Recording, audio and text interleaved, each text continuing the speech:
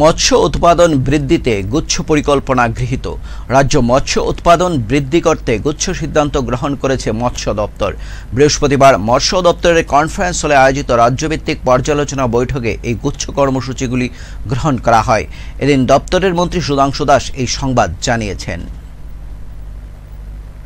বৃহস্পতিবার গোর্খাবস্তি স্থিত মৎস্য দপ্তরের কনফারেন্স হলে মৎস্য দপ্তরের এক রাজ্যভিত্তিক পর্যালোচনা বৈঠক অনুষ্ঠিত হয়।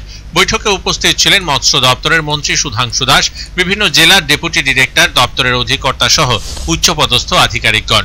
বৈঠকে 2023-24 অর্থবর্ষের বাজেট অনুসারে মৎস্য দপ্তরের কতটা কাজ এগিয়েছে সেই সম্পর্কে বিস্তারিত পর্যালোচনা করা হয়।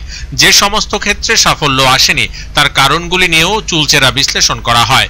পাশাপাশি 2024-25 অর্থবর্ষে রাজ্যে মৎস্য চাষে অগ্রগতির লক্ষ্যে যে সমস্ত পরিকল্পনাগুলি নেওয়া হয়েছে সেগুলির লক্ষ্যমাত্রা পূরণের জন্য মিশন মোডে কাজ করার সিদ্ধান্ত গ্রহণ করা হয়েছে।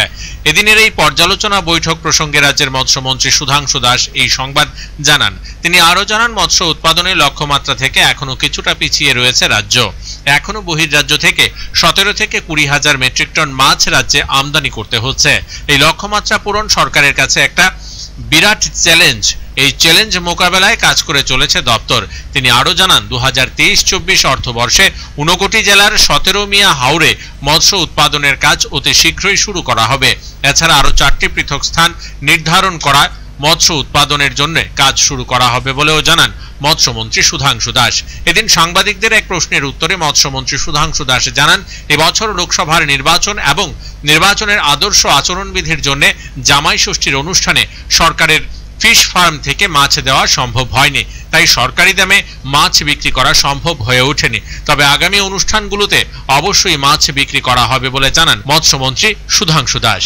লম্বা সময় পরে আজ আমরা ফিশারি ডিপার্টমেন্টের state level review meeting organise করছি এবং এই মিটিংয়ের মূল উদ্দেশ্য হচ্ছে 2023-24 অর্থ বছরে আমাদের রাজ্যে ফিশারি ডিপার্টমেন্টের উপর যে বাজেট আমরা রেখেছিলাম সেই বাজেটের কতটা আমরা অ্যাচিভ করতে পেরেছি, কি আমাদের সাকসেস স্টোরি রয়েছে, যেটা টার্গেট আমরা বিভিন্ন জেলায় গিয়ে টার্গেট দিয়ে এসেছিলাম ফিশ প্রোডাকশন ইনক্রিজ করার জন্য, ফিশারি ডিপার্টমেন্টকে আরও বেশি সক্রিয় করার জন্য, বা আমরা যাতে রাজ্যের চাহিদা পূরণ করতে পারি। তো সেই বিষয় নিয়ে আমরা আজকে আলোচনা রাখব এবং আমাদের প্রত্যেকটা জেলার ডেপুটি ডাইরেক্টররা রয়েছেন, আমাদের ডাইরেক্টরেট যারা হাই অথরিটি রয়েছেন তারা আছেন এবং আমরা সবাই মিলে এই বিষয় নিয়ে আমরা আজকে আলোচনা করব। আলোচনার মূল উদ্দেশ্য হচ্ছে কি আমরা অ্যাচিভ করেছি, কি আমাদের সাকসেস স্টোরি রয়েছে, কোথাও আমাদের ফেলিওর রয়েছে কিনা না। তো এই সমস্ত বিষয় নিয়ে আলোচনা করে এই বছর যেটা চলতি বছর আমাদের 24-25, যদিও আমরা লোকসভা নির্বাচনের কারণে বা এমসিসির কারণে আমাদের অনেকটাই ডিলে হয়েছে এই বছরটা শুরু করতে, তবু আমরা মিশন মোডে কিভাবে পুরো বছরের টার্গেটটাকে আমরা অ্যাচিভ করতে পারি সেই বিষয় নিয়ে আজ আমরা আলোচনা রাখবো এবং টার্গেট ফিক্সড করে আগামী দিন রেসপেক্টিভ ডিস্ট্রিক্টকেও সেইভাবে টার্গেট ডিভাইড করে দেওয়া হবে। চাহিদার তুলনায় বর্তমানে যোগান কিরকম রয়েছে?